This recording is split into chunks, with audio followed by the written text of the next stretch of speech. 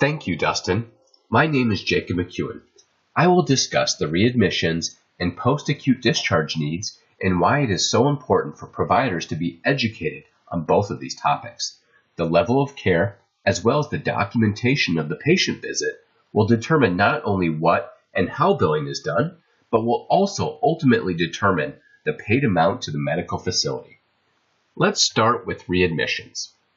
According to the Hospital Readmission Reduction Program, Medicare has said that they will lower payment for subsequent visits for patients who have been readmitted for the same diagnosis within a 30-day time frame. However, there are some things we can do about it.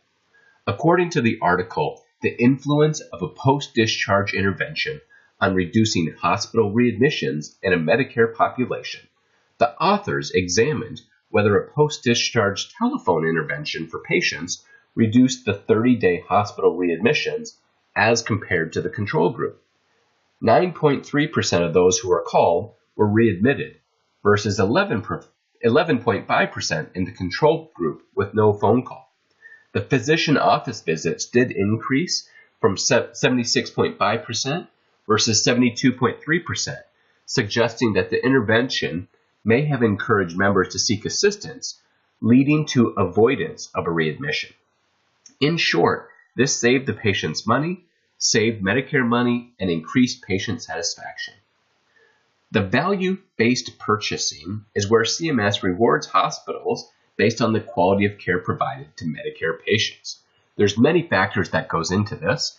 In 2017, those factors were weighted, and the applicable domains were 25% was patient and caregiver-centered experience of the care coordination, 20% was safety, 25% was the clinical care of outcomes, 5% was the clinical care of process, and 25% was efficiency and cost reduction.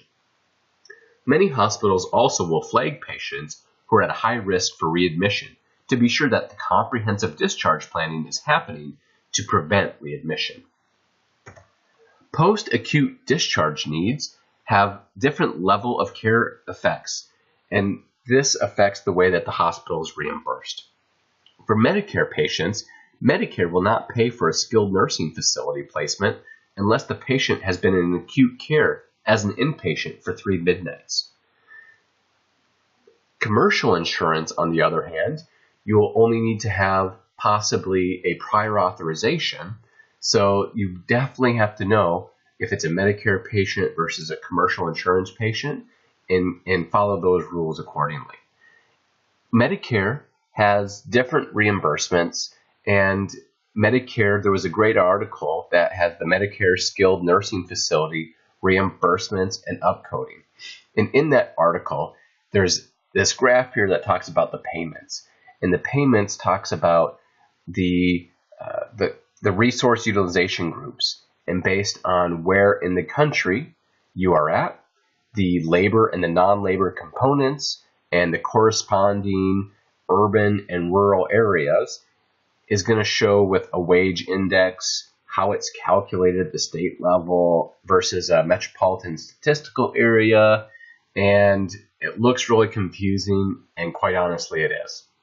However, these are things that the billing systems and the billing teams will take care of, and the providers need to make sure that they are documenting and making sure that the billing team gets what they need to have, that the nurses get what they need to have, so that there's not the readmissions within the 30-day window.